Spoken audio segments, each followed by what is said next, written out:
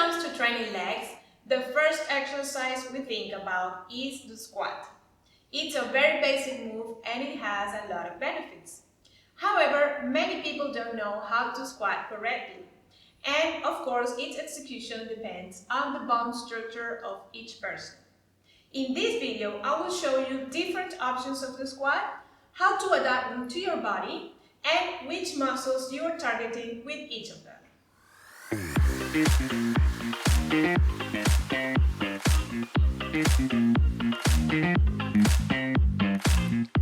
There are several things to consider when doing a squat. For starters, let's see the position of your feet. Normally, the standard stance is with your feet shoulder width apart. Another option is a narrow stance with your feet almost together. And the other option is with your feet much wider than the shoulders and pointing out. Now let's analyze each one of these. With your feet shoulder distance apart, you're working all around your thighs, your quads, hamstrings, and glutes, which also depends on how low you go into the squat, and we will see this later in more detail. This posture works quite right for most people. With your feet very close to each other in the narrow position, you're working a muscle called vastus lateralis, located in the outer side of your thighs. It is the longest muscle of the quadriceps. But this position is more challenging because you really have to push your glutes back. So it is a great option to try.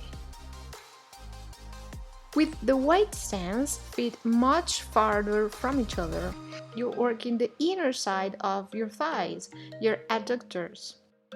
And it also involves another area of the hamstrings and the glutes, depending on how low you go into the squat.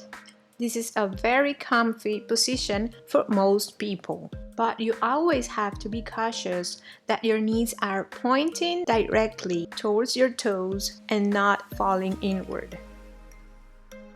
But what happens when a person has the hips rotated inward? They won't be able to do the narrow stance because their knees are going to bump in center, so they have to stand in a wider position. Same thing to people that has wider hips. If the head of the femur is longer, then their hips are going to be wider, and in the narrow position they are going to arch their feet. So the solution for these two is to stand with their feet wider in a more comfortable position, and they will be able to do the squat correctly without losing alignment. But remember, there are other factors that influence the execution of the squat, and the next one is the elasticity of your hamstrings. This determines how low you go into the squat. So most people do a partial squat. They just go halfway down because they feel it is safer, which of course it is. And this is not necessarily wrong, but you're not taking the most out of your squat. You're working only the quadriceps and not your hamstrings or glutes. In order to do that, you have to go deeper, trying to bypass the knees. But this is going to depend on the elasticity you have on your hamstrings, because the most deeper you go into the squat, the most your hamstrings are going to stretch, and that's the distance between your glutes and your knees. So your glutes are going to be pulling back while your knees are pulling in the opposite way. If you don't have enough elasticity in your hamstrings and you're trying to go deeper in the squat, what is going to happen is that your lower back is going to round. Consequently, your knees are going to bypass your toes. We don't want that because this stresses the knees and eventually it could cause problems. If this is your case, it's better to start stretching your hamstrings in order to gain elasticity and then go lower in the squat. So if you start doing this and you look down, you will see your knees over or even beyond your toes.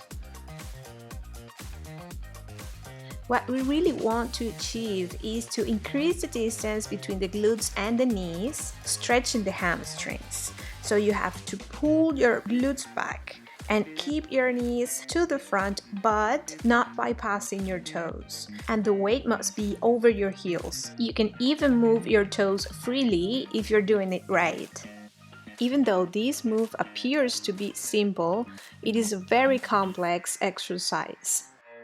To finish the work, when you point your glutes back, you really have to engage your core. And finally, you can extend your arms over your head by your ears, and you'll feel a deep stretch in your spine. Great work! That's all for today, guys. Now go on to one of my training videos and put these tips into practice.